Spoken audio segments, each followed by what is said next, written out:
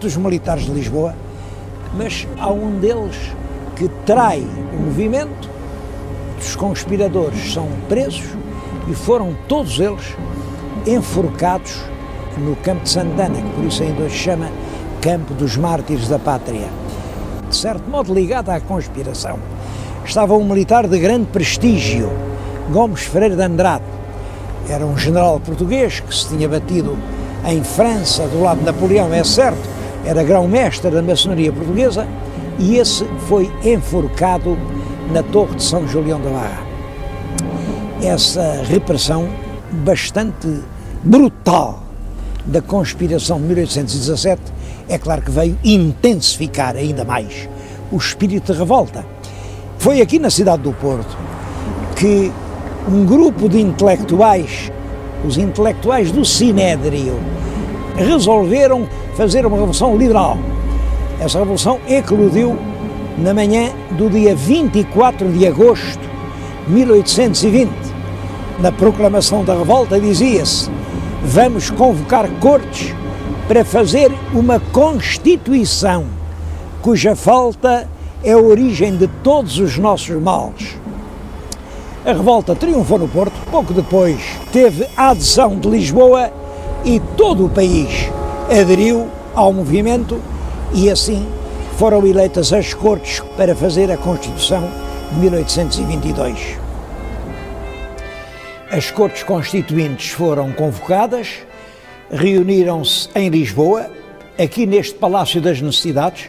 Estou-lhes a falar num ponto do palácio que fazia parte exatamente da sala onde estiveram reunidos os deputados das Constituintes de 1820, e a primeira preocupação é realmente o problema do rei. O rei está no Brasil e as Cortes não admitem que o rei esteja no Brasil.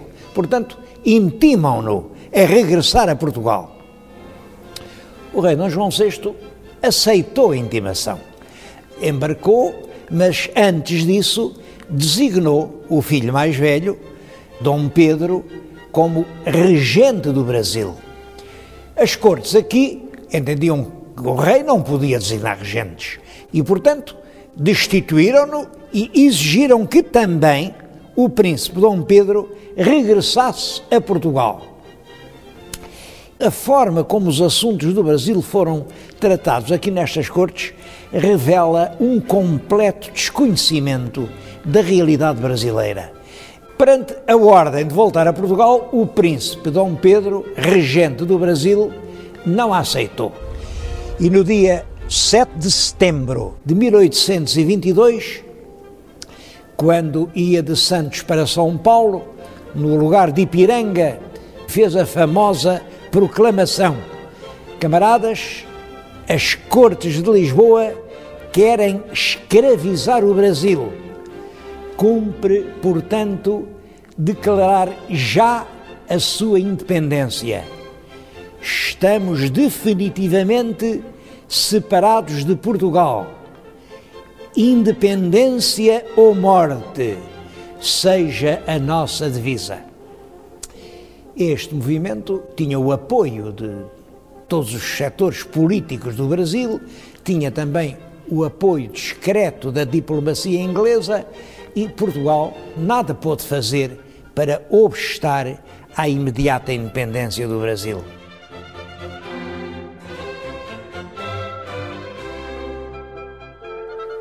Em maio de 1823, logo no primeiro ano de vigência da nova Constituição, há em Lisboa uma revolta militar. Ficou conhecida pelo nome de Vila Francada, porque o projeto era levar os regimentos da guarnição de Lisboa a saírem da capital, irem-se concentrar em Vila Franca de Xira, e realmente em Lisboa ficou só o Parlamento, que realmente se viu impedido de funcionar. O rei suspendeu a Constituição, dizendo que a maioria do povo realmente não queria a Constituição, e tentou manter um governo prudente, o que não era nada fácil. De um lado, havia a população das aldeias, havia o clero, havia muitos comerciantes que estavam realmente desiludidos com a independência do Brasil, havia os grandes proprietários, havia a alta nobreza, toda essa gente entendia que a Constituição era um mal e que era preciso regressar à monarquia absoluta. Mas também havia as camadas intelectualmente mais evoluídas, uma grande maioria de estudantes da universidade, uma parte pequena do clero, um grande número de oficiais do exército que já estava nessa altura muito doutrinado pela maçonaria, e toda essa gente entendia que a história nunca anda para trás. Era fatal que Portugal entrasse na via das nações modernas como a Constituição. Dom João VI, discretamente, tentava fazer uma política que contentasse a gregos e a troianos. É isso que provoca uma segunda revolta. A revolta da Abrilada, chama-se-lhe Abrilada porque foi no dia 30 de abril de 1824.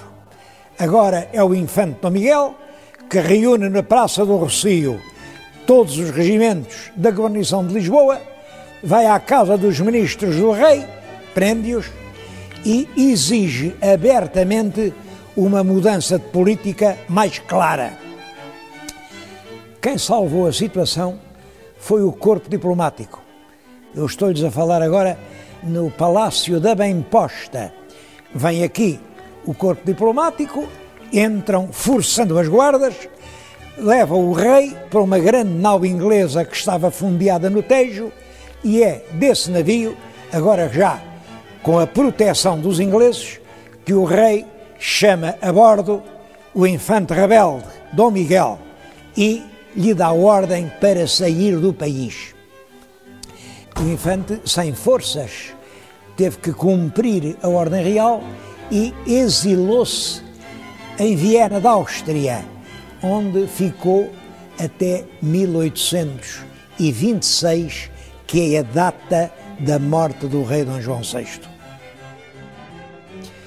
O rei deixa 2 filhos varões, Dom Pedro e Dom Miguel.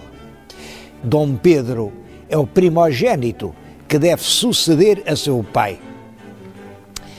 Mas Dom Pedro não iria trocar o seu trono imperial brasileiro, onde estava com todo o poder, e mesmo que ele quisesse fazer isso, não poderia, porque os brasileiros não consentiriam que o seu imperador fosse outra vez rei de Portugal, porque isso podia representar um perigo para a sua independência.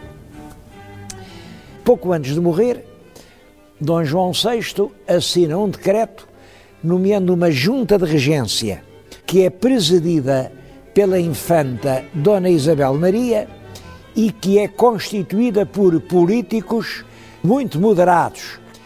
A junta de regência o que faz é mandar uma delegação ao Brasil para pedir a Dom Pedro que esclareça a situação. E Dom Pedro julga encontrar uma solução que vai agradar a todos. E para isso estabelece o seguinte: o irmão Dom Miguel deve casar com a filha dele, Dom Pedro, a princesa Dona Maria da Glória, que nessa altura tem apenas 7 anos de idade.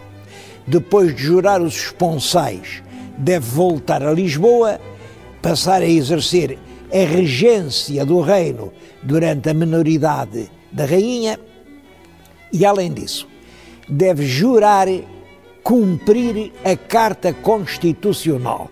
A grande diferença entre a Constituição, que sai do povo e é imposta ao rei, e a Carta Constitucional, que é outorgada pelo rei e concedida ao povo, está exatamente no papel do rei, que é o verdadeiro soberano, embora mantenha uma Câmara de Deputados e uma Câmara de Pares. Dom Miguel, em Viena, recebe essas notícias, celebra os tais esponsais, jura a carta e todos confiam